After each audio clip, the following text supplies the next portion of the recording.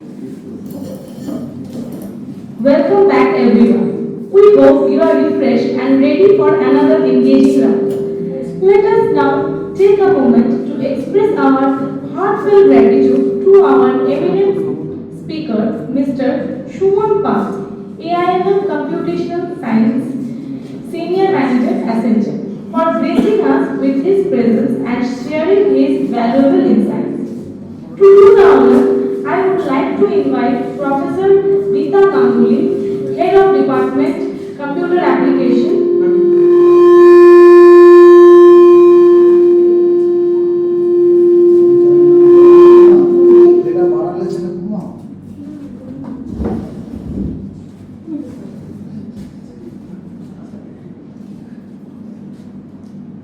To felicitate our esteemed speaker with a token of appreciation and heartfelt gratitude.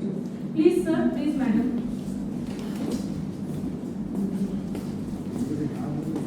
Sir.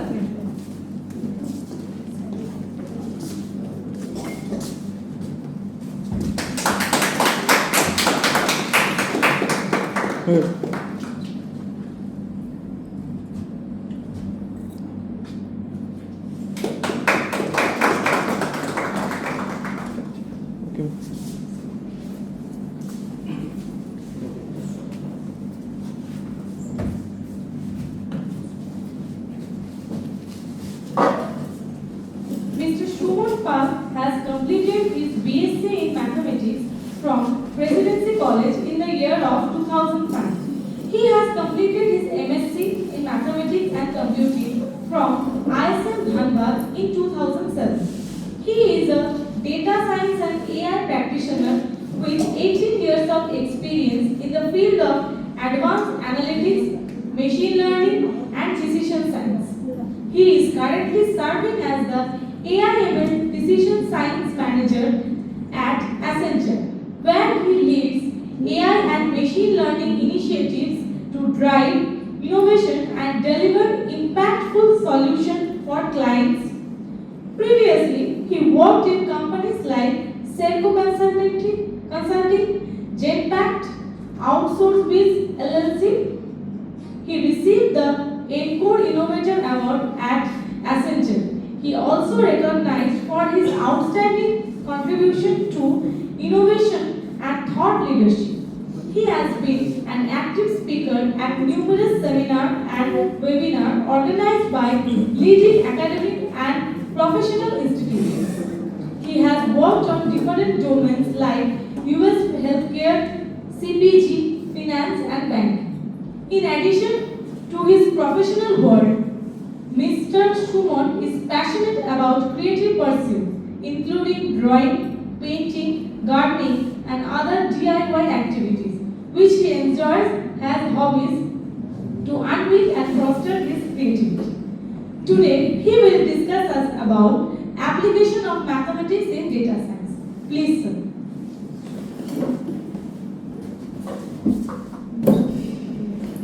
First of all, thank you everyone for giving me this opportunity.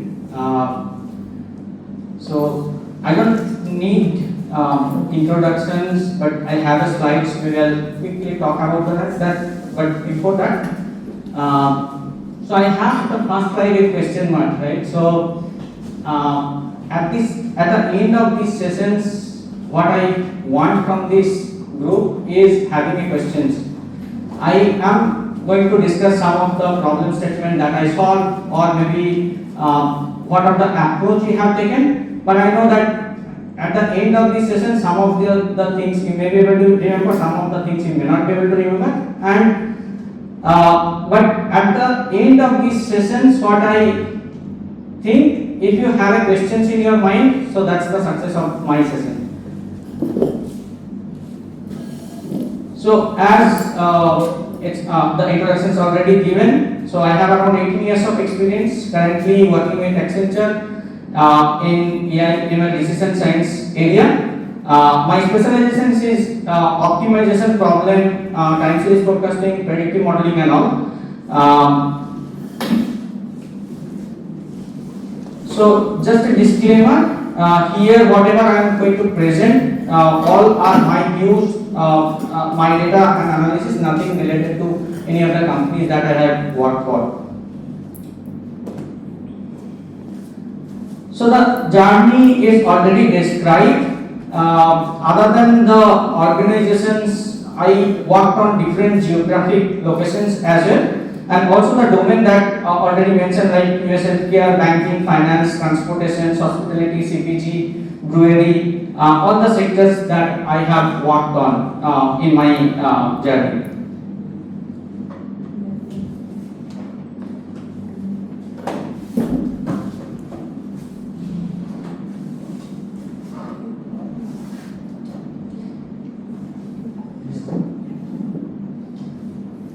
So in data science or in analytics field, there is two things, right? One is retrospective and one is prospective. So I want you all to remember these things, because I'll bring this topic here and there wherever possible. So retrospective is whatever happened in past, and prospective is what is going to happen in future, right? So retrospective, mostly we do root cause analysis, like if something happened, what could be the potential reason behind that things to happen, right? And in prospective, we think about that those things already happened. From that, can I guess what is going to happen in future? So these are the two main questions, or these are the two main area that we try to solve in industry most of the time, right? And I'll try to relate those things in whatever I'm going to discuss in our next slides. And as I mentioned that I am going to discuss about applications of mathematics in data science. So these are the couple of areas of mathematics what is being extensively used in data science field. So I don't want anyone to read or maybe remember all those things, but and this is not the exhaustive. So these are the things are being used, but there are many areas of mathematics are being used in data science field, like linear algebra, statistics, probability, calculus, discrete maths, numerical methods. All those are being used in data science fields aggressively. So how linear algebra is being used? So we do data representations, ML model, or maybe PCF, principal component analysis. All those areas we use linear algebra. Then statistics, everyone might have already know that probability and statistics is inbuilt within data science. Wherever we do any kind of predictions, we use statistics or probability, and also to do any kind of root cause analysis also we take help from probability statistics. Similarly, calculus, model optimizations, linear algorithms, all are part of calculus. Discrete maths, where logic, sets, graph algorithms, structures, all are part of discrete maths and are being used in data science. Numerical methods, efficient computations, approximations, all are part of numerical methods and are being used in data science. So maybe I'll skip this part for now. If I find people interested, maybe I'll come back to this area again, where how the linear algebra is being used in the industry, or maybe statistics, probability, calculus, discrete mathematics, numerical methods, and all. I'll directly jump into data science. What data science is, which is being discussed a lot everywhere. Everyone wants to be part of data science nowadays, right? So data science is a field of study that combines the domain expertise, programming skills, knowledge of mathematics, statistics to extract meaningful insight from data. So nowadays we have tremendous sets of data, right? So, and that's why the data science is that important. So until nowadays we understand the data, we can extract some meaningful insight from that. So that data is valueless, and data scientist helps to do so, right? I'll discuss about some of the domain where we use data science. Like, so I'll take example from my experience, like hospital or maybe healthcare industry. Healthcare industry, what we do in healthcare industry in data science. So we do fraud, waste, abuse model to identify anywhere if any fraudulent activity happening in healthcare claims payment, right? So some of you might be aware about healthcare policies and how this insurance company works, right? So there are multiple times fraudulent activity happens. So maybe hospital charge more, or maybe sometimes people also try to manipulate their bills to get more money from insurance company, right? So in India, healthcare sector is still growing. We use procedure code, diagnosis code to identify what kind of disease is this and what kind of treatment is being done. So until unless the disease is converted to a specific generic name or number, it is quite difficult to do some statistical analysis, right? So that's why India is reaching to that stage right now, I would say. But maybe US or other developed country, they already have a developed healthcare sector where they have each and every disease is having a diagnosis code.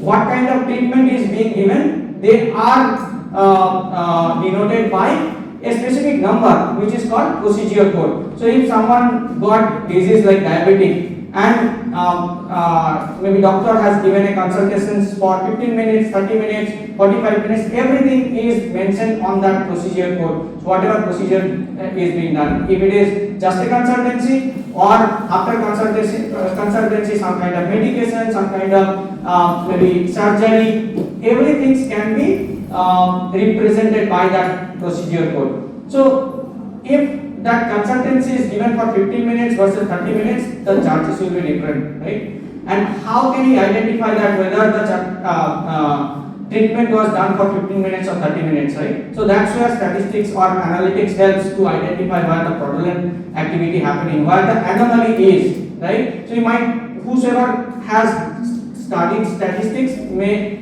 know the words anomaly. So anomaly is something which is not similar in the same set of people, right? So if I can cluster a group of people who have similar kind of behavior and can identify someone who has a different kind of behavior from the same group, so that's where something may be going wrong, right? So that's the anomaly, and there might be chance of having some kind of fraudulent activity.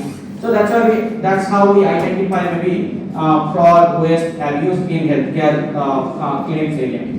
So we do claims analytics, we do contract analysis, provided data quality index is something like whichever provider means maybe hospital or clinics, wherever they are providing any service to patients, how good data they are providing back to the insurance company. So that's also kind of a sector of analysis or data science area.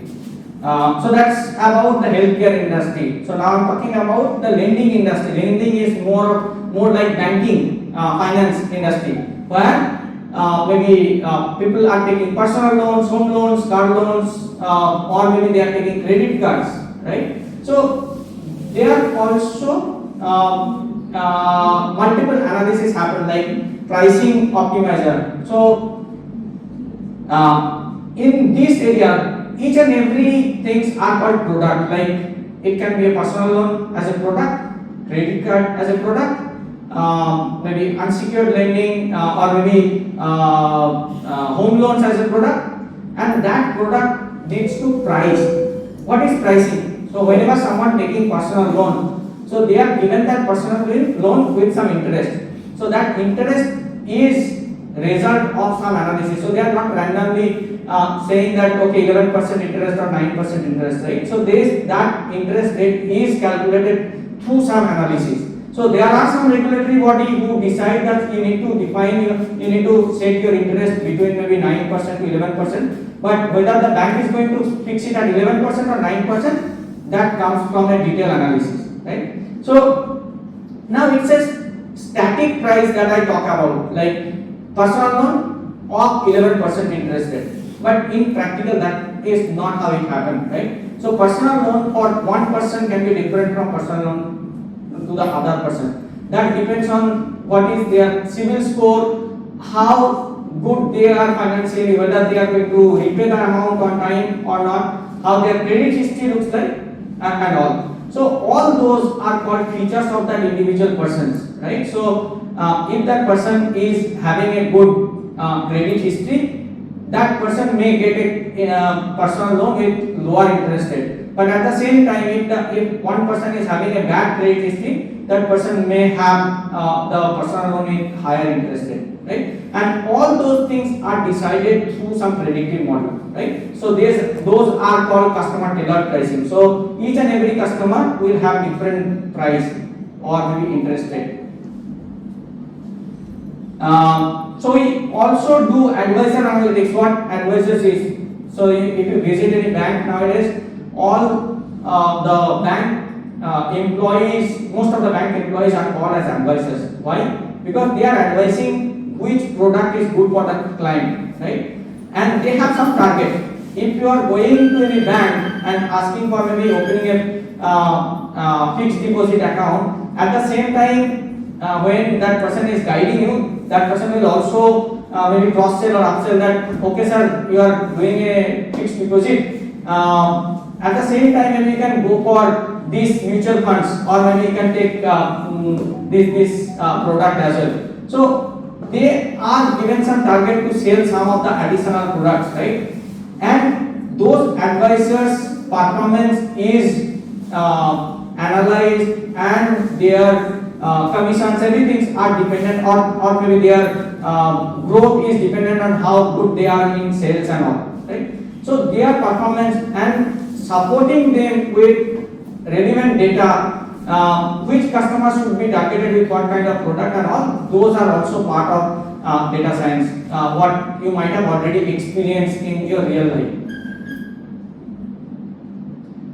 Next comes collection model. So till this portion I talk about more of a given product. Collection is more of a recovery. So bank might have given a product like credit card, personal loan, but there is a possibility that the person is not repaying the credit card balance amount, or maybe personal loan amount is not being paid. But do bank does anything on a predictive manner that this person is going to default, or I can do something even before that person is getting defaulted, right? So that's where the multiple model comes in. PD LGD, my previous speaker already discussed more about PD LGD model, so I don't want to get into that. But PD LGD is more like that when the collection comes into picture. So people are not paying their balance amount on time. So they may be delayed or maybe delinquent for 1 month, 2 months, 3 months. At some point of time, bank give up hopes that I will not be able to recover that amount from that person directly, and that's why the bank give those accounts to a separate maybe collection company. They used to do that collection separately. But till the time persons are going to the maybe third delinquent or maybe beyond that, bank tries all possible way to recover that amount. So they send SMS, they call, they maybe sometimes send letters, visit that persons and try to figure out what is the financial condition, if bank can do something to get that money back. And all those predictions comes from the data science field. Moving to the next thing, which is CPG. CPG is nothing but consumer product goods. So whenever we are purchasing anything from maybe supermarket, it can be biscuits, oil, anything that we use in our day-to-day life, right? So consumer product goods are a big consumer of data science algorithm. Why and how? So they also want to increase each and every player who is in the field to do business. Everyone's intention is to earn more money, get more profit, and maybe expand their business, right? To do so they cannot blindly maybe do a productions of one particular product so high that they will not be able to sell on the market, right? So then most of the product will be expired. So, right? So they need to do a detailed analysis. What is the market demand? How much I should produce so that my demand is getting consumed by the market. At the same time, they don't want to lose the market. Like if I am not producing much of my product, but market is having demand, so that's a again problem. So I have the market is having capacity to buy more of my product, but I am not able to produce that, right? So that's why I am not able to gain that much profit, or I am not able to make that much revenue from the market. So that's why revenue management for CPG industry is very important. Similarly, pricing analytics. So if there is a suppose Whisper as a biscuits company, when they came into the market, there are multiple other players was already there, like Britannia and some other companies, right? So when they started their own business, they had to do a lot of analysis around this, like where I should place this product, whether my product is superior than Britannia, or maybe my product is maybe little less than Britannia, and maybe I will be placing the product in between than many other products in the market, right? So all those things are called pricing analytics.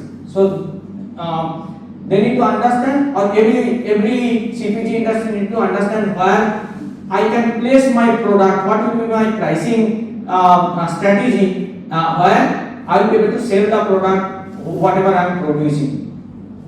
Similarly, sometimes it happens that Whisper might have already 10 products or 20 products, or maybe any other company, they have whichever number of products, and they want to introduce a new products. So sometimes it's happened, it's called cannibalizations. Cannibalizations, what happen? So I am introducing a new product which is eating my own product, right? Like I have introduced a product like A, where I already had a product B, but the moment I introduced the product A, people started loving A so much, they stopped buying B, right? So one, I am making profit from product A, but at the same time I am losing from product B, right? So this is called product cannibalization. So CPG industry need to understand where I am placing the product that will not finish my existing product as well.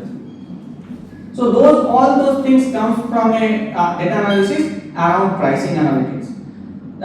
Similarly for product portfolio optimizer as well, like what product I will be pushing more, because nowadays everything is of marketing, right? So if I have a good product and I am not doing a good marketing, even though product is good, I will not be able to sell them. At the same time, if my product is not good, but I am doing good marketing, there is a possibility I will be able to sell the product high in the initial days, right? So with all those things, what is my product portfolio? Portfolio means how many product A I am selling, how many product B I am selling, and what is my product total product portfolio looks like. Whether I want to increase the sale of A or B or C, everything comes from some kind of optimization here.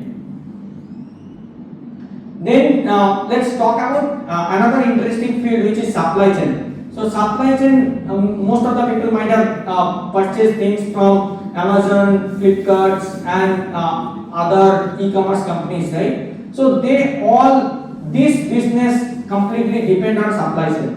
What is supply chain? So supply chain is somewhere they have a warehouse where all the products are kept, and sometimes someone is placing order from maybe Durgapur, Bardhaman, or any other district, people placing order.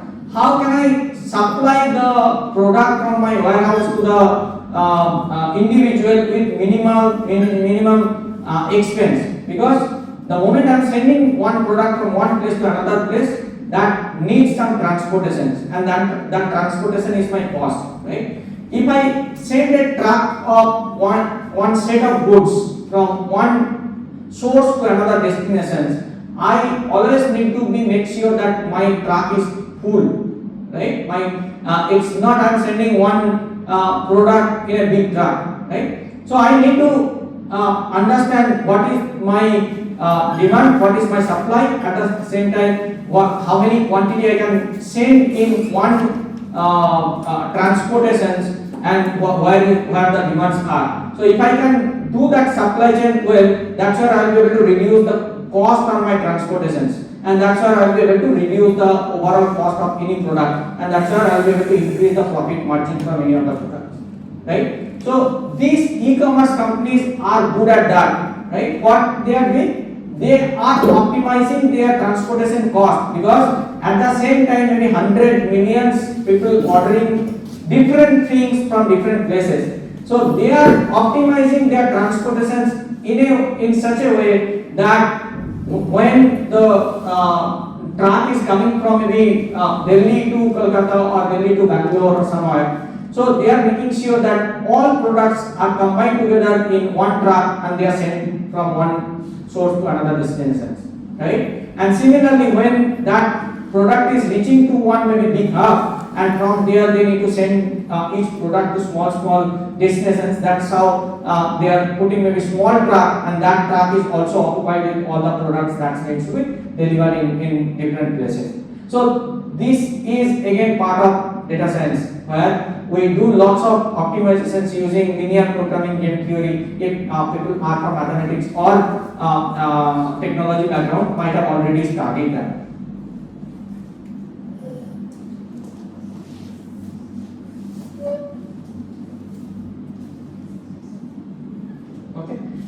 So I talk about 4 different domains where we do data science, analytics kind of project activity, but there are some data science project which is domain agnostic.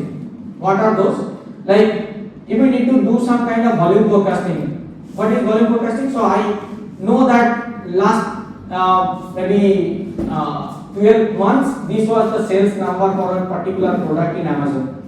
So looking into the historical data, whether I will be able to predict that this year I am going to sell, last year average per day sale was maybe 100, whether that's going to continue the same manner in this year. So if it is static number, I will be able to achieve that using some kind of average.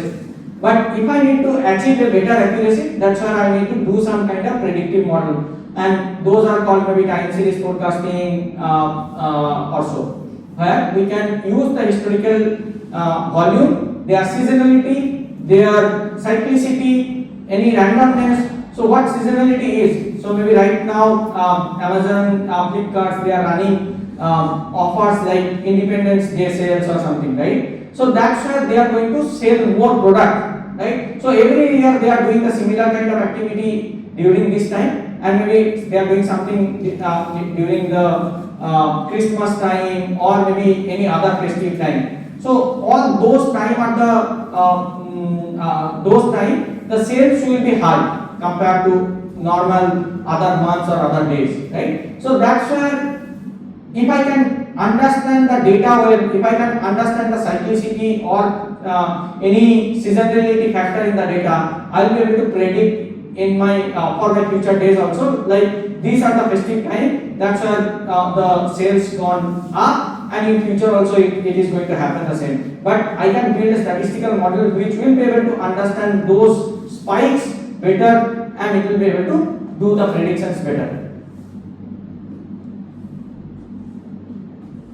So volume forecasting, workforce optimizers, capacity planner, performance maximizers, all those are maybe domain agnostic. So this can be done for any domain. It can be for CPG, banking, finance, supply chain, healthcare. Everywhere these things can be done. Even for the voice of customer. So you might have heard that whenever you are calling to any customer care executive, at the end of it they ask, ma'am, ma'am or sir, can you give us a rating out of 10 or 5, whether you are satisfied or dissatisfied. But this is very easy to understand voice of customer. So if people are rating maybe 4, 5 out of 5, so where people are quite satisfied about the product or maybe conversations about that product. But it is not that straightforward. Even if I am not, I'm liking the product, but my conversation with the customer care agent is not that great, right? So even though I am liking the product, I will maybe rate 0 or 1. Vice versa, it might happen that I am using a product, maybe Airtel internet connections or Vodafone SIM cards. I may not be happy with their service, but when I talk to them, I might be happy the way the persons explain me the problem, or maybe explain the reason behind those problems, right? So at the end of the conversation, I might be happy and I might rate 9 out of 10, or maybe 4 or 5 out of 5. So that's why it is very difficult to understand voice of customer just numerical data. So that's where comes the text analysis, or maybe nowadays we might have heard that chat GPT or maybe generative AI and all. So that's why we use that to understand the real sentiment of customer, looking into the textual data or maybe more unstructured data. And then the workforce optimizers or capacity planner, performance maximizer is more like, suppose I have couple of work that needs to be fulfilled. I have couple of people who need to work on that. So it can be in any corporate industry or maybe in any factories. So how can I optimize my resource pool as well as my fulfilling my demand in the market? So that's why we do the workforce optimizer, where I can identify I need this many people with this kind of skill sets, this many people of this kind of skill set to fulfill the demand that I have in my hand.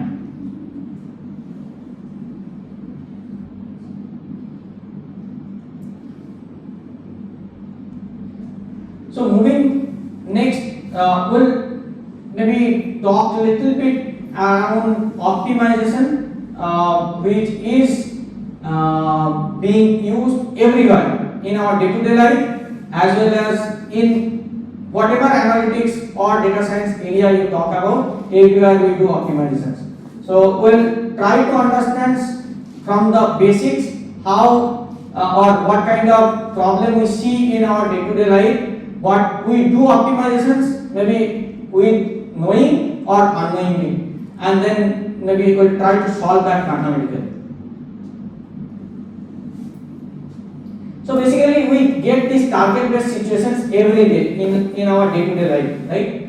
So students, maybe they need to complete the project in certain days, right? So this is one kind of problem statement for a student. For corporate, maybe they need to improve revenue for current month. Similarly for common man, they need to buy some products or maybe home essentials within budget. And let's consider the budget is 5K. So whenever you are going to any markets or maybe going for grocery shoppings or any shoppings, you always do that. I have a budget of this much amount, I need to complete all my shoppings within this budget, right? So that's where the optimization starts, right? So you maybe purchase maybe 10 different things, but at the bidding counter you found that you exceeded your budget, and then you start thinking about which is necessary, which is not, right? And that's why you start pulling some of the things from your cart and keep it aside, right? So that's why we are doing optimization, because I have a constraint, I have a target that I should not be exceeding more than 5K amount, right? But at the same time, I need to figure out that which are my essential things. I cannot go without salt or turmeric powder or something else, because they are very much needed for my home cooking and all. But at the same time, if I may purchase one chocolates or something, so I can think of that, okay, this is not needed at this moment, I can get rid of this, right? So that's why we are doing optimizations in day-to-day life. So in the first problem that we discussed, need to complete a project within 20 days for a student. What a student will be doing? So they will maximize the outcome, scores or marks, right? So they need to make the project good so that they can score better marks, or they can maximize the outcome. For corporate, where the target is to improve revenue or revenue for current month sales, they are trying to maximize their sales number, right? Similarly, for common man, maximize the quantity of the essential items within the budget. Again, the first statement that I said is the objective functions or objective of each individual or each area, and then the second thing that I'm going to say is the constant. So in the first case, the constant is 20 days, so students need to complete their project within 20 days. Second one is the corporate need to increase their improve their revenue in the current month. The time frame is 1 month. And for the common man, when we are maximizing the number of essential items, that constant is 5k. So then that person need to complete within 5,000 rupees. So this is the regular problem that we see in our day-to-day life, right? This problem we solve using mathematics, and I am going to explain how we do that. So optimization problems are of 4 different types. One is types of problem can be linear or non-linear. Then size of the problem can be one-dimensional, multi-dimensional. Constant can be with constant or without constant. And then optimization criteria can be one objective optimizations or multiple objective optimizations. I'm not getting into depth of it, but if anyone interested, I'll maybe get into that. So I'll try to give a very simple mathematical example which all of you might have gone through in maybe class 12 or maybe during engineering. So it's a LTV problem, right? So what is the problem statement?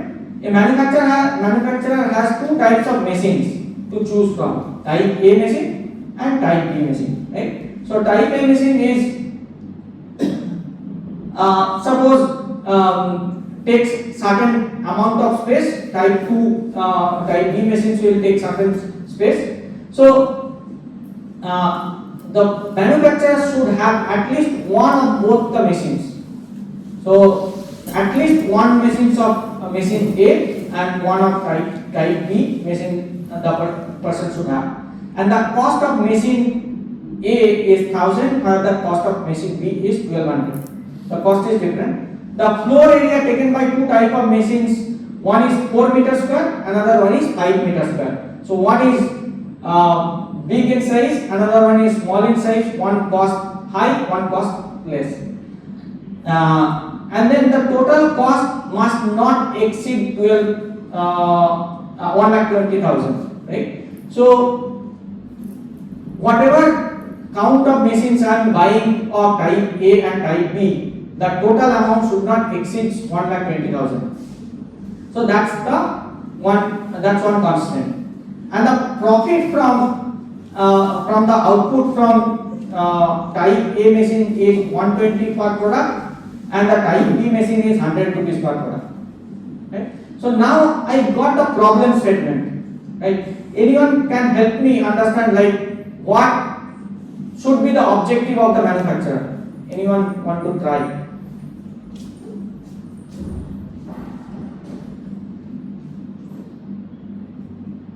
What manufacturer want to achieve? So manufacturer is having a place to place 2 type of machine, and from each of the machines whatever product they are going to manufacture.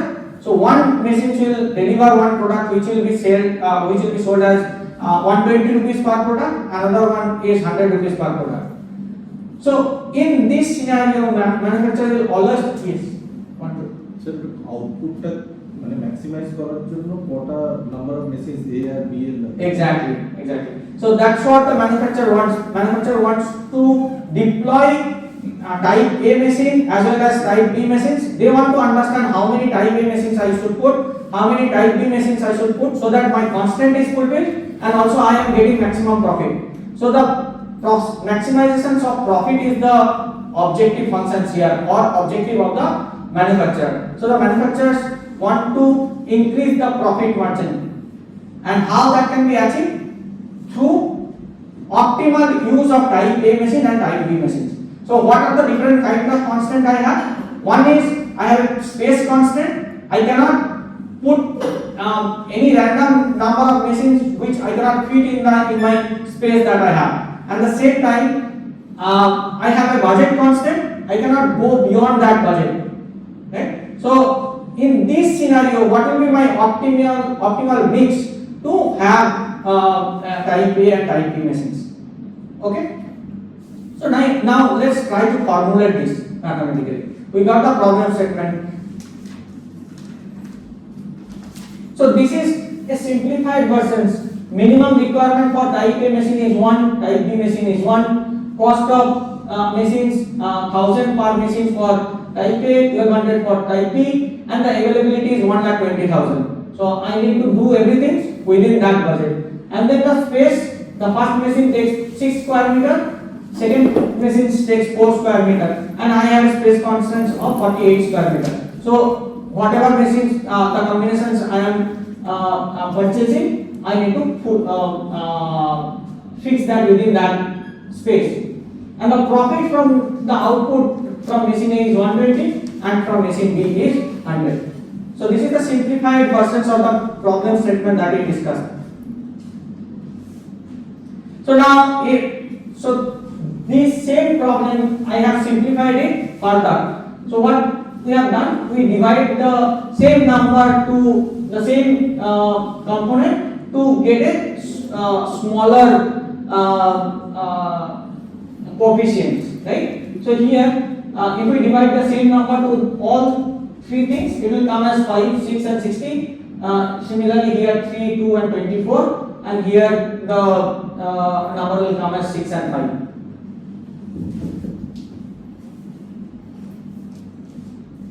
So with this, we will be able to build the optimizations functions.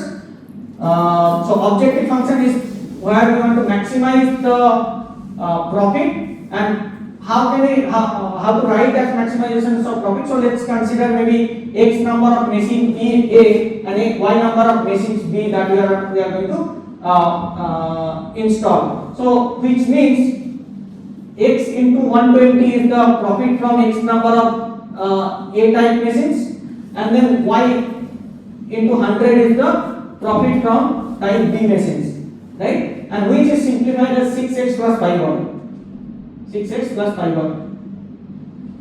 So I got my objective functions. I need to optimize the objective functions, which is 6x plus 5y, based on couple of constants. What are those constants? They are these first three. So first one is at least one piece of A and one piece of B. So which means x should be greater than equal to 1, y should be greater than equal to 1. At least one machine I should have.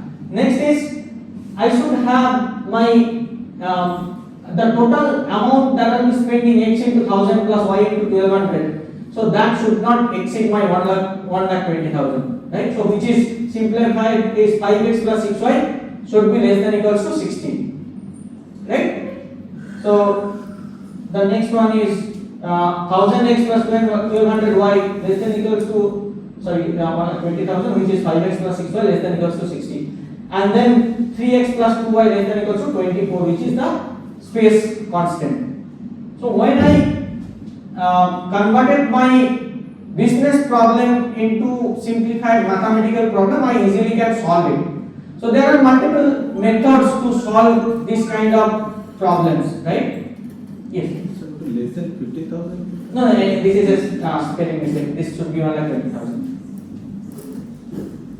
So when we converted this business problem to mathematical problem, then we can solve it in different approach. I will try to solve it in a very simplified methods, which is called graphical methods, right? So graphical methods, what it does, so it first checks x-axis and y-axis. So x is basically nothing but the count of type A machines, y represents count of type B machines, right? And in this, since we have mentioned that at least one machine is required, I don't need other three coordinates. Everything is my positive side, right? So right side, right top corner is my interest area. So that's why I'm not showing all remaining 3 coordinates. So I am placing that 1, 0. So which is, so all the solutions should be right side of this area. All the y solutions should be up of these points, right? So this is my one such constant, which is cost of machines. What it is? 5x plus 6y less than equals to 60. So this inequality, how we can get the line? So if you divide by 60, which will come as 12, 0. So which is the 12, 0 on x-axis. Similarly, 0, 10 will be on the y-axis. So I got 2 points. The intersection of that is the line or the equations of that inequality. And since it's a inequality, everything on the left side or left bottom side of these lines are satisfying all the conditions. So if I consider 0 value of x and 0 value of y, so which is 0 into 5, 0 into 6, which is 0, which is less than equals to 60. So everything's left bottom of this line satisfies all the inequality conditions. So that's why I am giving the arrow in both sides. So next there is another inequality, which is 3x plus 2y less than equals to 24, and the points that is intersecting is 0, 12 and 8, 0, and all the points left bottom sides of this line satisfying the inequality conditions, and that's why the arrow represents the same. So now my solution area for this is bounded by this area, right? So I got all 4 inequality: x greater than 0, greater than 1, y greater than equals to 1, and then 3x plus 2y less than equals to 24, 5x plus 6y less than equals to 16. So the area between this area in this closed area is my solution space, right? So I need to identify one such point which will give me the maximum value of 6x plus 5y. So I need to find a solution. I need to find a optimal point between this space, which is giving the maximum of 6x plus 5y. So let's draw 6x plus 5y, how it looks. So this is how it will looks like, right? So if we maybe divide by 30, so then it will come as a x by 5 and y by 6, which is 5, 0 and 0, 6 point. So the intersection of that 2 points will be this line.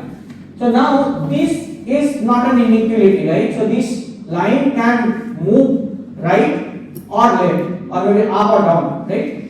So if I roll this line keeping the 6x plus 5y conditions, then at some point of time, if I move it towards right, so it will, the value of 6x plus 5y will increase. If I move it to down or left, the value of 6x plus 5y will decrease. For an example, if this line is touching this, the x value will be 1, y value will be 1, which is 6 plus 5, 11, right? But if I move this line towards the right side, so that's where I am going to get the maximum value, because after this line is going beyond my solution space. If I move beyond this solution space, I will not be able to satisfy my constant, right? So I need to get the last point from this area, which is satisfying all the constant as well as touching my objective functions. So this is the point which is giving the objective or optimal point. Yes. So from where we get the 60 and 24? Which one? 60 and 24 we simplified this. So if we divide a same number, so this is how the equation will be simplified.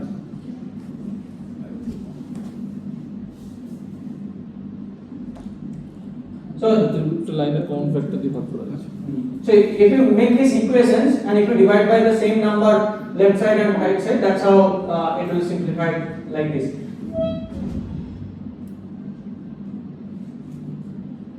So now we got the solution point, which is 3, 7.5. So 3 will be value of x and 7.5 is the value of y, which is the optimal point for this. But since 7.5 is not possible, I cannot have one half of machines, maybe type D, right? So I need to then do that strategical thoughts that whether I still have point, maybe space to accommodate that machine, and I can stretch my budget little bit to accommodate this, so that I can go for 3 and 8. Or if I find no, that's not possible, then my solution will be 3 and 7. So that's why here I wanted to keep this solution, because I want to say that statistics or data science can't give the final outcome. That's where the human intelligence or maybe statistical thinking works, right? So machine gives that 7.5 of type B machines, right, which is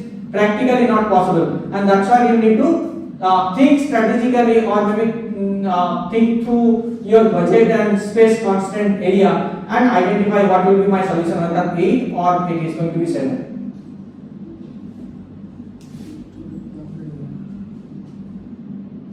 Any questions? Sir, solution part last data rate. So we have the profit outcome. So 120 from type A machine and 100 from type B machine. So if I am purchasing X number of type A machine, Y number of type B machines, so from the profit will be X into 120 plus Y into 100. So that is going to be my objective function, 120 into X plus 100 into Y. So if you simplify this, then which is coming as 6x plus 5y. So how it is coming? So if you divide by 20, so 26 are 120, so this is 6, 25 are 100, so this is 5. Right? So 6x plus 5y is the simplified version of 120x plus 100y. So now this is how the lines looks like. How this is how I am getting this line. So if I divide by 30, so then x divided by 5 and y divided by 6. So which means it will cut at 5, 0 and 6, 0, 6. So this is how the line will look like, and this line will move in parallel. If I need to keep the equation same, this line can move parallel either to right or top side or bottom side. So this cannot go like this. So this line will always move either this side or that side. So if it comes towards the left or bottom side, so the last point it will touch is this, which is 1, 1. So which means one number of x type A machine and one number of type B machine. Definitely that's not the intention for the manufacturer. So that person want to increase the profit margin or maybe revenue from that, and that's why our objective is to maximize the profit. So I need to move the line parallel to this towards the right side. So if I move this line towards the right side, so this is the last point. After that it will move out from this solution space, because this is my solution space where all my conditions satisfied. So this condition satisfied greater than equals to 1 for x, greater than equals to 1 for y, and similarly 5x plus 6y less than equals to 60. Beyond this, none of this condition will be full. So condition for x greater than equals to y, y greater than equals to 1 will be still maintained. But these two conditions will not be satisfied. I will not be able to within budget, or I will not be able to put the machine within the space constraint. So that's why I cannot go beyond this if I need to fulfill all the constraint. And that's why when I am moving this line parallelly, so this is the last point it is touching, and after that it is going beyond my solution space, right? So that's where I am getting the objective, the result for the objective function. So that point of intersection will be the ultimate. Yes, point of intersection between these two equations is my objective functions, the optimal point. Yes.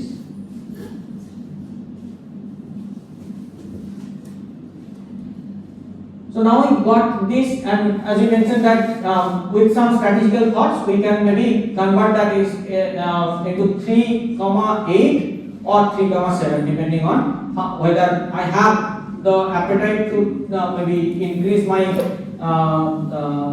budget a little bit. At the same time, I have the space to accommodate 0.5 machines.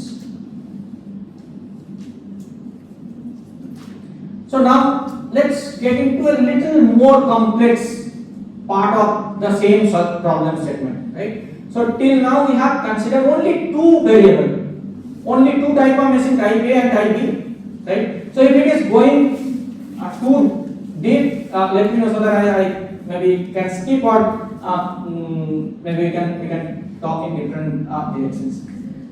So here what we have considered is we have considered n number of variables. So right now I was a small manufacturer where I was only bothered about two type of machines. Now we moving to a maybe big manufacturer who will have maybe n number of machines. It can be thousands, and all thousands will have different kind of constraints. So one will be really huge, another will be very small and all, right? So when I have so many type of machines, or maybe when I have so many variables, so then it is quite difficult to solve it using graphical methods, because for two variables I can solve it in 2 dimensions. It was visually possible. The moment I move from 2 variable to 3 variable, it will be 3-dimensional problem. It will be very difficult to visualize it and solve it looking into the problem. Even if we move towards 4, 5, 6, then it is quite impossible to visualize in a graphical method. And that's why we can't solve that problem graphically when the number of variable increases from number 2 beyond 2. So, but in industry, practical problems does not comes like book problem, right? So in books we have studied maybe only type A machine and type B machine, but in industry the problem statement comes with more dimensions and more challenges. So that's why here if I consider maybe n number of variables and m number of constant, so this is how the objective function will looks like: c1 x1, c2 x2 till cn xn. And we are going to either maximize or minimize depending on the problem statement. And then we'll have so many constants: a1 x1, a1 x2, and less than equals to b1. Similarly, we'll have so many constants here, and we can have one constant like x1, x2, xn greater than equals to 0, depending on if we want to make non-negative solutions for that. So this kind of problem, how can we solve this problem if we can't solve it using graphical methods? So you have multiple other approaches. One approach is called simplex methods, right? So in simplex methods, what we will do, we will convert this problem into matrix, and the matrix will looks like that: c1 till cn, 1 cross n matrix, and then x1 till xn. So this is another variable matrix, and then subject to a1, a2 all are coefficient. So this is called coefficient matrix, and this is again variable matrix, and the right side is called constant matrix. So we convert the problem into matrix, and then finally we solve it using simplex algorithm. Simplex algorithm, I'm not getting into the solution approach, how we solve it, but this can be solved using some simplex algorithm. If we are using Python, so there are packages available where we can solve the simplex algorithm using simplex algorithm package, or sometimes we can build our own algorithm to solve it as well. Okay. So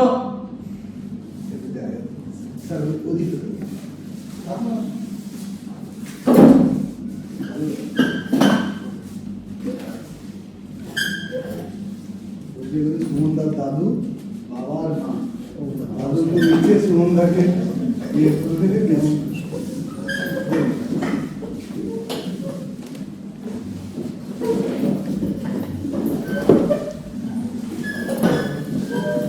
সুমনদার test শুরু হয়েছে। হ্যাঁ আছে। Okay, so we converted the problem statement into big complex problem statement where we converted the problem statement into matrix, and then this problem statement can be solved using simplex algorithm as you mentioned. So now, how these things related to industry, right? So industry under the lens of linear programming. So we already have understood to some extent of linear programming, how it works, and what kind of mathematical problem is being converted into linear programming and how we solve it. So if I consider an industry problem, always industry looks for balancing the demand and supply. We discussed about some problem statement about maybe Amazon, Flipkart, how they are maybe optimizing the demand supply or supply chain area, right? So for any industry, they are always balancing the demand and supply. What will happen if the demand supply is not maybe balanced? So if I consider maybe here in any manufacturing companies or maybe Dukapur steel plant, right? So they are manufacturing some products, and to do so they need a manpower to run their business. If they hire more people, what will happen? People will be sitting idle and they will not be able to be productive, and they need to pay more to the employees, right? On the other hand, if they have less number of people on ground, they will not be able to run the show, so they will not be able to maybe run all the machines, and that's why they will not be able to produce enough product where the market is already have demand, right? So that's why balancing demand and supply is the most important thing for any organizations to run. Even for maybe educational field, if I consider I have this many department, this many students to teach, and if I don't have enough teacher to teach student, I will not be able to maybe complete their syllabus on time. Or on the other side, if I have more teacher but not enough student, I will not be able to maybe give justice to teacher as well.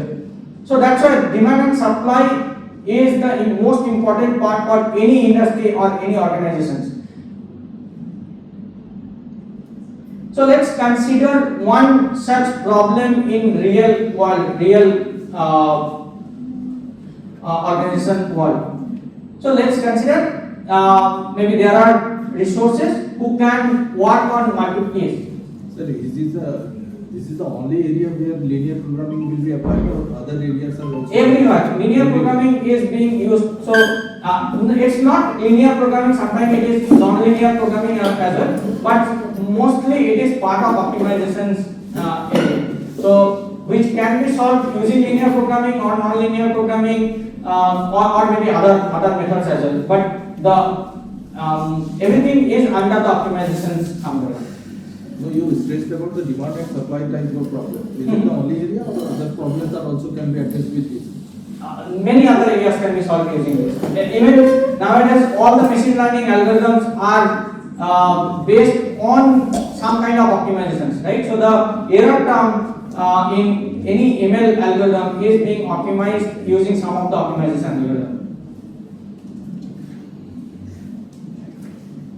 So here, if we consider resource is nothing but maybe it can be manpower or it can be machines, anything. So here we are considering manpower. So we have maybe list of employees who can work on different kind of activities. So they are mentioned as task 1, task 2, task 3, like that. So they have 8 different kind of tasks, and people can do either task 3 and task 4, or they can do maybe task 1, task 2, task 5, task 8, like that. Right? So we have a set of employees who can work on different kind of activities with different kind of skill sets, right? They are, so now when I know that I have maybe 100 such employees who can work on maybe 8 such tasks, if I can tag each of the employee under their task category or skill category, I'll be able to convert the resource into a set of people with similar kind of skill sets, group or cluster, right? So now this is representing my individual employee. Now I am converting them into group of employee or cluster. So group 1 represents one set of people who can do maybe task 1 and task 2, and I have 15 such employees. So cluster 1 or maybe group 1 is having 15 employees who can do task 1 and task 2. Group 2 is having 7 employees who can do maybe task 3 and task 4, right? So I got maybe around 15 cluster of employees from maybe 100 set of employees who are having similar kind of skill sets. So now, using game theory, we can convert the resource skill matrix into payoff matrix. What payoff matrix is? So when I am deploying any resource or employees to do one task, I am paying money, I am spending money, right? So when I am asking one employee from group 1 to do task 1 and task 2, I am paying for that. Right? So now payoff matrix decides who is my costly player in this. Costly player means if any person can do maybe more than one activity or maybe more than 5 activities. So the number of different type of activity that person can do is the more precious, because if I can keep that person's available, if I am getting any kind of work, any kind of works, I will be able to deploy that. So that's why my intention will be to keep or hold people who has more than one skill sets until unless all the single skill set employees are exhausted, right? So that's how the game theory approach work here to convert the skill matrix into a payoff matrix. This payoff matrix here giving that I have the group 1 15 employee. You might have seen that in last slide where we have mentioned that group 1 having 15 employee of skill sets 1 and task 1 and task 2. So now they are converted into payoff matrix where group 1 is having 15 employee, group 2 is having 7 employee, like that, and they can do task A and task 1 and task B, like that. And the payoff is designed in such a way that if I deploy resource from group 1, I will be paying 10. Then group 3 is 12, and if I go here group 26, they are the most expensive or maybe costly, which is 70. Yes. So what should be the criteria for grouping those employees? Grouping those employee is this. So here you can see that this all employee has similar kind of skill set. They can do analysis for task 3 and task 4. No, so this skill set. So they have similar kind of skill sets. So group 1 can do. So group 1 you can see here these two people. Yeah. So group 2 people, group 1 people. Yeah. So these 7 employees, task 3 and task 4, are coming here. Group 2. So basically all the people shown on top are part of group 2, and there are 7 in count. Yeah. So now we got the count, we got the payoff matrix. I know that payoff matrix calculation is a little difficult, and I am not explaining the game theory approach how we convert it. Maybe in next session, ever it happen, then maybe we can talk about how we convert the maybe resource skill matrix to penalty matrix or payoff matrix, and this is the payoff matrix where we are assigning some penalty for each of the cluster or for each of the group. Now when I convert it into a payoff matrix, this is again the same problem that we discussed about, right? So that manufacturer had two type of machines, type A and type B, but they had to optimize the profit keeping the constant. Here also I have the same. What are the things? I have constant that if I deploy any employee from group 1, I cannot go beyond 15 because I have only 15 employee. I cannot deploy 16 employee because I have only 15. Similarly, whatever number of activity I have received, I cannot do more than that activity. Right? So those are the constraints. Let's try to see that how my this problem is converting into a mathematical problem. So I have converted this into a matrix format now. So I have all the task 1 to task 8 and group 1 to group 26 in this. Everywhere where 1 is mentioned, so that's where they are active, otherwise 0 means they are not active. Like from group 1 they can do task 1 and task 2, from group 2 they can do task 2 and task 3 and task 4. So that's how this matrix is converted. You can see here only 0 and 1, right? So now if I convert this into the linear programming problem, so which is minimize of C transpose X subject to X less than equals to B and X greater than equals to 0, what we have seen in the complex versions of the optimization problem. So here how will I convert this problem into a this C transpose X kind of thing, right? So let's see. So this is my X variable, right? Wherever the coefficient was 1, that's where X will lie. Wherever the coefficient was 0, that X value will be 0. So this is my X variable and the coefficient matrix as well. So we had either 0 or 1 coefficient. So wherever coefficient is 0, that X variable will already be 0. So the size of the matrix of coefficient matrix will be 208 into 1. Why? 26 such group and 8 such tasks. So if I multiply 26 into 8, which will be 208. So 208 cross 1 will be the coefficient matrix and X variable will be 1 cross 208 matrix. And the the constant matrix will be this is the coefficient of the constant matrix which will be 208 into 34. Why 34? 34 is the 8 plus 26 of group and 8 of different tasks.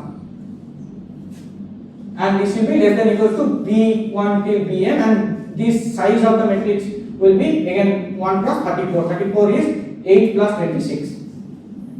So with this we will be able to, and what is the C transpose X? We want to minimize the we want to minimize the C transpose X here, right?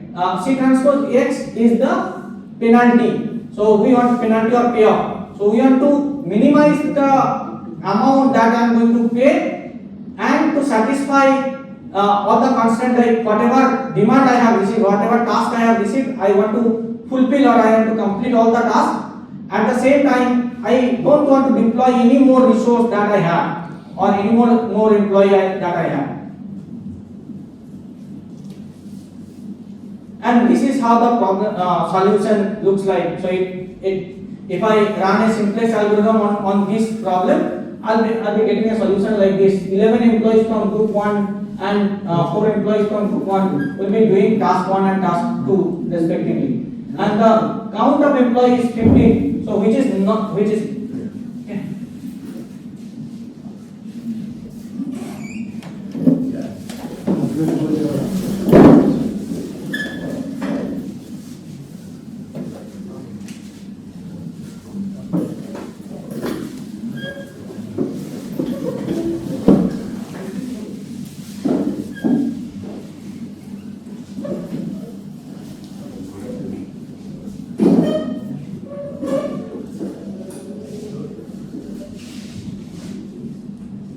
coming back to this. So we got the solution using simplex algorithm, where we are meeting all the criteria, whatever requirement we have, we are able to fulfill. On the right side, the requirement versus how much we are delivering, and the availability versus how much we are deploying. So whatever count of employees we had and how much we are deploying, it is less than that.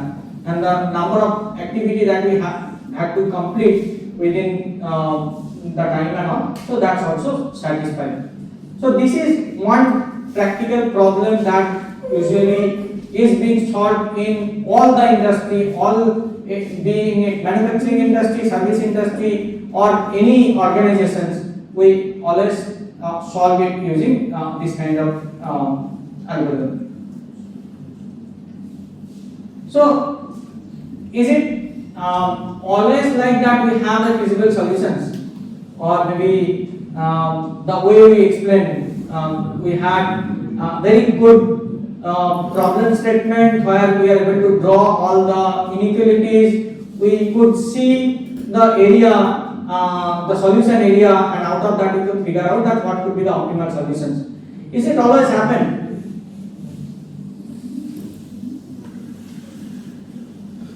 So these are the problem statement we started with, right? So we are able to get the solutions very easily. But let's consider this. What will happen here?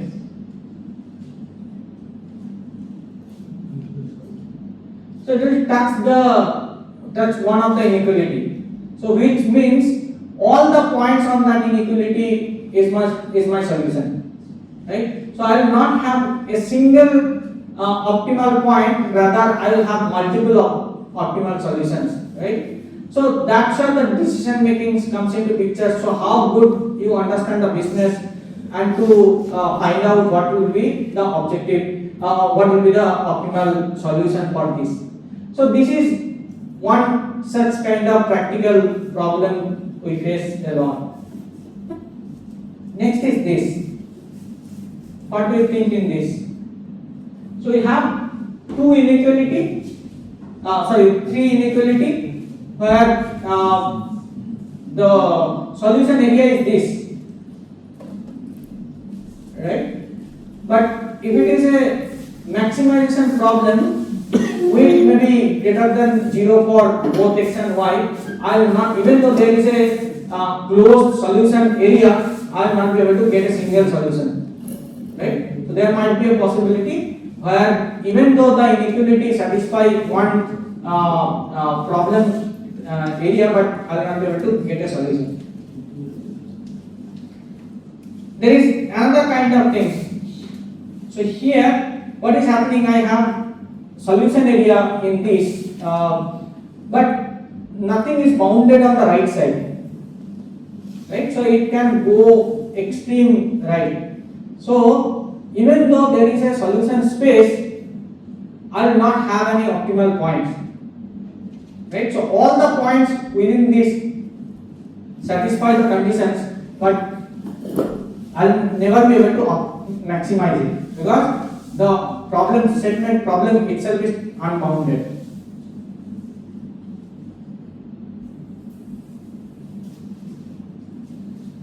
And there could be constant as well which are contradicting. So one constant you can see here on the right side of it, another constant is on the left side of it. So I will never be able to get a solution which satisfy both the constants. Right? So we sometimes we get this kind of problem as well.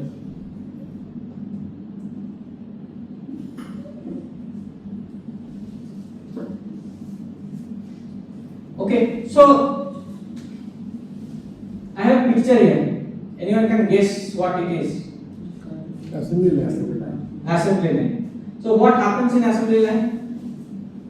Different department attach different components. Exactly. And do you think how complex it is, or do you think it's very easy? Is there any mathematics in it?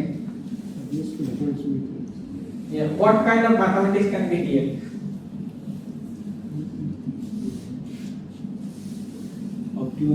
optimization, obviously. Optimization. How we can optimize it, or Yeah. we can produce maximum units within the limited resources. Right. But what kind of problem may occur in the assembly line? If one chain is disturbing, then the rest of the chain will be. Exactly. So each and every here maybe it's done through robotic arm. So each and every robot has their work in hand, right? And each activity has a time to complete it, right? One activity can be time taking, another activity can be less time taking. So let's consider painting, right? Painting the car will take longer time because after painting it needs to get dry, right? So if I deploy maybe 10 such painting robots, right? So what will happen? And maybe I have 100 such robots for the future job or maybe past job. What will happen? 10 robots will complete 10 cars in a day, and maybe if one car takes 1 day to dry, then I will be able to finish only 10 cars in a day. Even if I deploy 100 robots for the future activities to deploy machines, engine, maybe fitting seats or something, all the machines in which is my future, which are deployed for my future job, they will be sitting idle until unless car is ready for that. Right? So these optimizations is one level deeper than what we discussed so far. Why? Because there is a concept of global optimization and local optimization here. I cannot blindly optimize my entire supply chain together. Here I need to consider each and every step. In one step where maybe 5 activities is being done, I need to consider how much time those activities are going to take. Whether my upstream and downstreams are aligned. If it is not, I will be creating backlog for someone, and I will be having maybe insufficient work for someone. Right? So for painting machines, if I have maybe welding machine or something before that, and I may be producing so much of that activity, and painting robots take 1 day to complete their job, I will be making so much repository or backlog for them. They will not be able to finish it on their dedicated time, right? And that's why similarly the upstream activities also, they will sit idle till the time painting job is done, right? So this is where one level maybe complex optimizations comes into picture. So I'll give one small example that I work for one of the transportation companies. Maybe you might have used their cab services, Uber. So for them I worked on one such project.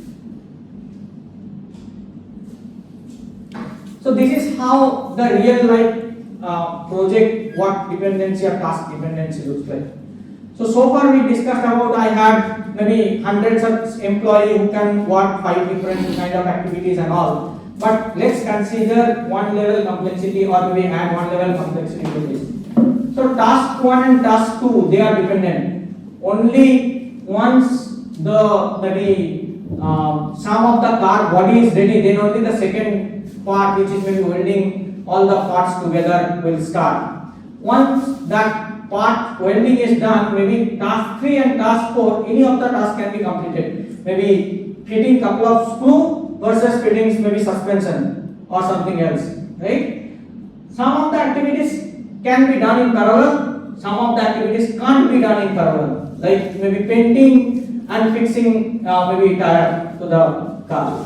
They can't be done together. But any of the whether those activity can be done in different sequence, can I fix the wheel and then do the painting? No, right? I first need to get the car painted and then I can fix the engine or maybe tires and all. So there is always a dependency of my previous task, and then the next task can be done, or maybe some of the tasks can be done in parallel.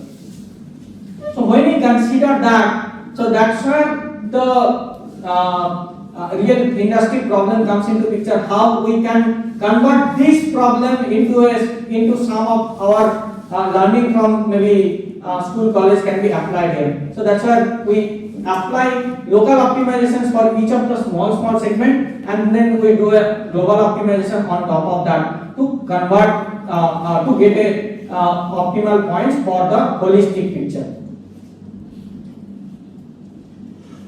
So, and here how the complexity happens, maybe another level. So there might be a scenario that a set of robots can do two type of activities, right? So here color codes represents the same. So team A can do maybe task 1 and task 3. Similarly, task 13 and task 14 both can be done by the same team or same robot, similar robot. Task 11 and task 12 can be done by same. Even there are some parallel activities, or in between there is one activity where the same team can work on maybe 6, 8, 9, 10. Right? So the moment we add those complexity, it becomes more complex algorithm. So you are asking that do we use the LPP in only maybe supply chain kind of problem or demand supply kind of problem? It is not. So in real world, it is being used in workforce optimization, pricing optimization, collection optimizers.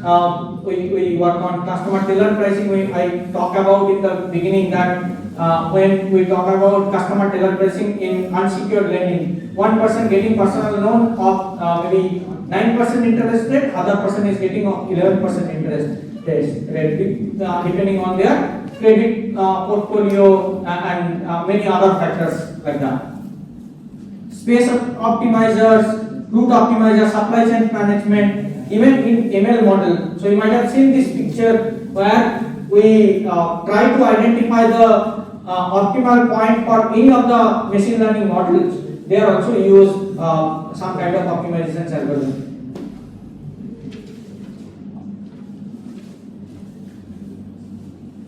So I think they asked about a break in between. If you want to take a break and then come back, or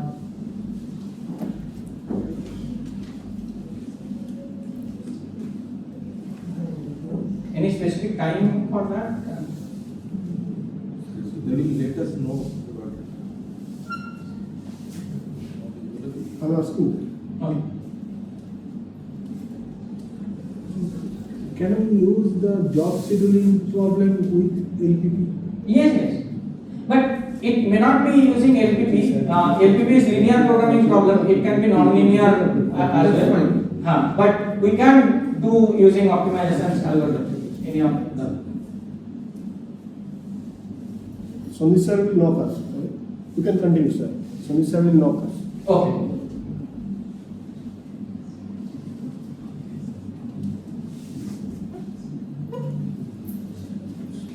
So now we'll discuss about how data scientists work. And so we discussed about different parts of mathematics, how it is being used in data science field, and we talk more elaborately in one of the area, which is optimizations area. And then here we discuss about how data scientists start their job. So it starts with a question. So if you remember that I started my presentation with a question, right? So what questions? What we are going to solve, right? So business comes with not a very defined problem statement, right? So they say that see, my profit is not as expected what I am looking for, or maybe I am not able to increase my revenue, or somewhere my revenue leakage is increasing too much, or maybe one of my product is not performing well, right? So can I jump to build a model immediately hearing that, right? What kind of model I will build? If someone say that I am not able to do my business well, I'm struggling, with that, what will be the questions in your mind? What you are going to ask? Anyone want to try and attempt? So what is the business output and what is the place where the business output is operating? Exactly. So you are going to ask the same question back to the person. When they are saying that I am struggling with my business, you will ask what kind of problem you are facing. But there might be a possibility that that person don't know. That's why that person came to it. So they may say, okay, I don't know. Then you will ask, then why do you think that your business is not performing well? Right? So then they will say that, okay, I found that my till last year my turnover was maybe $4 million, and this year suddenly my turnover reduced to maybe $3.5 million. Right? So now you got some context from the person. Until unless you ask the question, they will not open up till the, and there is a concept called high why.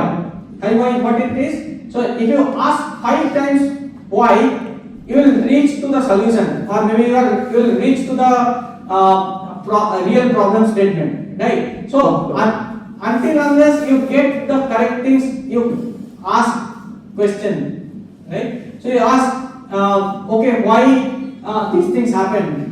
Do you have any evidence for that your revenue has decreased, or so there are sometimes it happens that people think that something is not happening, but in practical there is no data evidence, right? And nowadays, since everything is related to data, we ask, do you have a data evidence for that, right? So if you have the data evidence, what do you think that could have been the potential reason behind this decline? So that time that person may or may not be able to give some justification. Okay, my maybe there is a competitor who has started business last year, and they are capturing my maybe marketplace, or maybe they are doing very well. So then you can ask, what do you think that they are doing differently than you, right? So once you ask all those questions, you will get to the problem statement, not the solution. So once you ask the questions, you will figure out that okay, maybe somewhere they are struggling to capture the market. Their competitors are capturing the market and they are struggling there.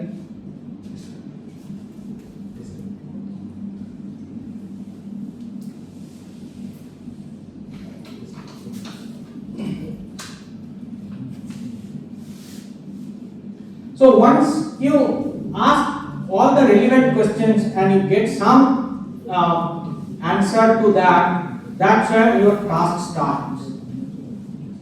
What will be the next step? So you will ask for data, right? So one, you got that there is some problem in markets, and can you provide your sales data for maybe last 1 year, 2 year, and if you run any promotions in between, you provide us the promotion data. And if you have any competitor data, so there are multiple organizations who collects data.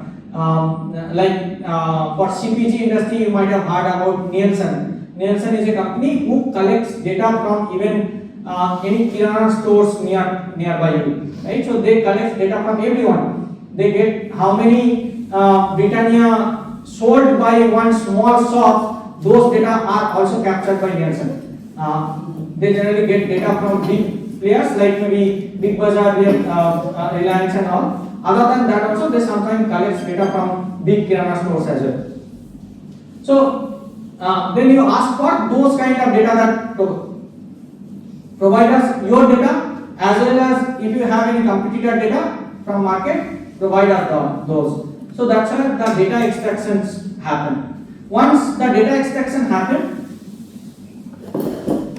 then we start working on transformation. What is transformation? Not all data are consumable. Consumable means, so there are data might be in textual formats, or maybe in different format altogether, but we may be going to consume that data in Python or SQL or some other tool. So that data transformation is required. So they might be storing that data in Teradata systems or in any cloud system. From that system, we need to transform the data in a format that we can consume. So next is clean the data. part is clean the data. So most of the time the data that we receive has lot of junk in it. What junk means? So if we consider maybe the store name, so sometimes that store name can be with some space, sometimes that can be written with some at the rate or something, some symbols and all. And also there might be the same store's entry multiple times with different multiple names, right? So you need to do those cleaning in the data. So once cleaning is done, then if there is any missing value that we can treat, right? So sometimes missing value can be treated, sometimes it can't be treated, and missing value treatment can be done in different ways, right? So I'm not getting into those details. Then once we got the data, transform the data, cleaning is done, and then we look for normalizations, if we can do some kind of normalization in the data. After normalizing, we start analyzing the data. What kind of pattern we can see? As we mentioned last time that we have two type of intention. One is retrospective data analysis, another one is predictive data analysis. Right? Retrospective data analysis is where we try to figure out any kind of abnormality happened in past. Like all of a sudden their sales value increased and suddenly that started decreasing or something. So we do that retrospective data analysis.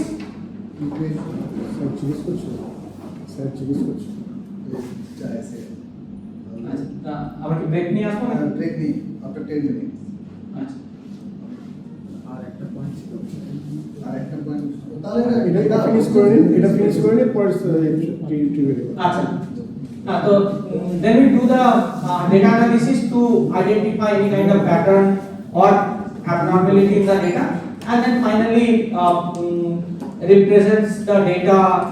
If we need to do any kind of predictive analysis, we do that and then represent the data to the stakeholder to get their feedback, and provides enough evidence to justify the points that we are making. And there might be sometimes we get some feedback that this is maybe something I'm looking for in other directions, and that's where the next level of analysis starts. Right? So this is the preliminary couple of steps that every data scientist does in their day-to-day life to reach to the predictive analysis or maybe ML, to build the ML model. These are the initial steps here. Okay, any questions? Otherwise, So data cleaning tool keep use? Python or sometimes depending if it is a banking client, banks still use SAS. Sometimes SQL, PLSQL, or maybe so it depends on client. So since I work for a service company, so it depends on completely on client. So whatever technology they are using, we adopt to that. But mostly nowadays, most of the things are being done in Python. Okay, we'll come back. So we have seen how data scientists work in their day-to-day life. So as we mentioned that we should start with questions, and that questions can be 5 points. Like for any incident, we ask this question, right? Who was involved? What happened? What did it happen? When did it happen? Where did it happen? Why did it happen and how did it happen? So if you can ask all those kind of questions, so you'll definitely get at least close to the problem statement, because as I mentioned that most of the time corporates or maybe any problem statement does not come very clear. So if we start with questions, that's where we will be able to reach to the problem statement, right problem statement. And couple of things we need to remember when we are trying to reach to the problem statement or try to solve the problem is think about what we want to know, because most of the time we don't know what we are going to solve until unless we know what the person is expecting at the end of this. Develop an open-ended questions. What are open-ended questions? Where the answer can't be yes or no, right? So open-ended questions will have maybe questions from the answer of that, right? So try to ask open-ended questions. First of all, find the right persons. So if you are asking all those questions not to the right person, you may not get the right answer to that, right? And always ask the follow-up questions. So there might be a question, set of questions you ask, there is a response to that, and if you close then and there, you may not be able to reach to the end of it. So you start asking follow-up questions, whatever answer you are getting, and then thank the persons, ask to get an answer and be understanding. So it's not that you should be in a hurry, or maybe you are not understanding the response from the persons. That's why also we may not be able to reach to the objective of the problem statement. So there is one concept called garbage in, garbage out, right? So what is that? So whatever problem that we are solving, we may be able to build very intelligent algorithm or AI ML model out of it. But if my data is incorrect or if my data is garbage, whatever I build, I will produce garbage. So until unless my source is accurate enough, source is good enough, I will not be able to produce anything good from that data, right? And as we already discussed about this is just a maybe recap. So it starts with data extractions and standardizations, treatments like missing value treatment, outlier treatment, like that. Normalizations is basically scaling. Then it starts with analysis, which is maybe exploratory data analysis or retrospective data, or to get ready for predictive analysis.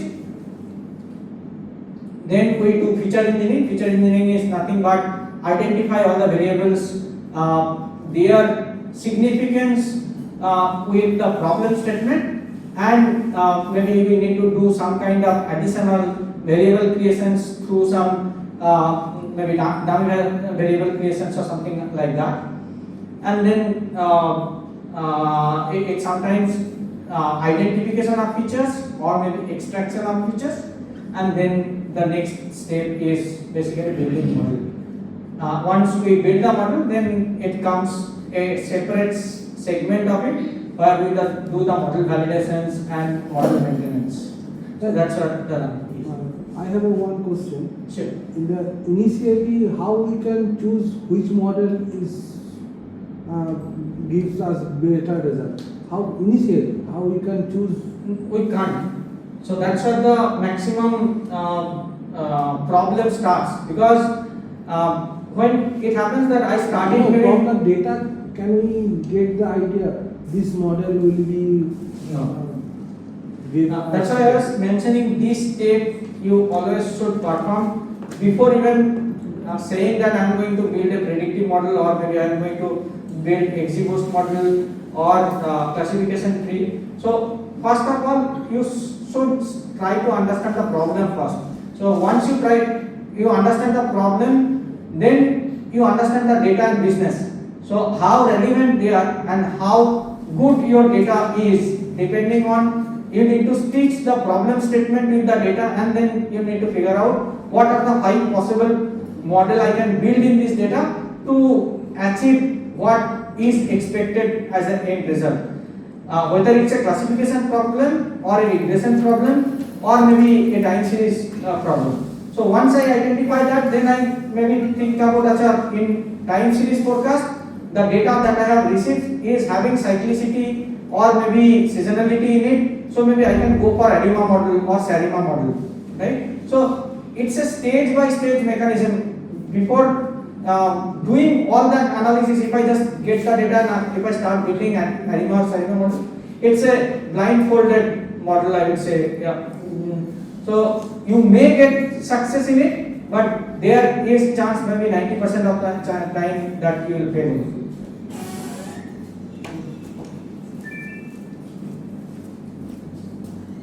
So with that, that's all that I have. So I kept couple of minutes time for any question, answer, or anything you want me to focus on from whatever I have discussed. So from any domain specific points.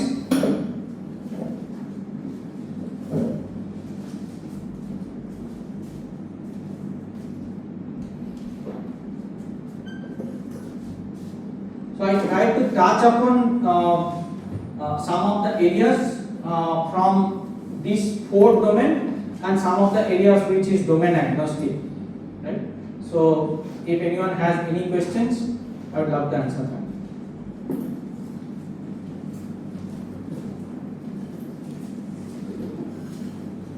For global optimization, which model you suggest that will be better? Genetic algorithm?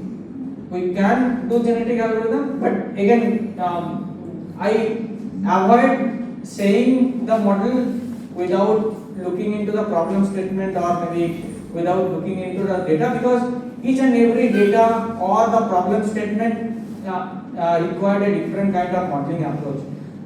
So genetic algorithm is one such algorithm which might be able to help in this segment, but it completely depends on what kind of business problem it is coming up with, what kind of sector. So even I have solved one problem, assignment problem using traveling salesman problem algorithm. So those two are two different things, right? So if I say that I will solve this problem using traveling salesman, I would have never thought about it without looking into the data or maybe going through that stage, right? So when I understood the problem statement, when I gone through the data, understand the depth of the data, that's where I figure out maybe I can apply this algorithm in this, so that there is a possibility to get a solution, and that's how we got a result from that. So everything depends on the domain, the data, and based on that only you need to figure out what kind of modeling approach you should take in this.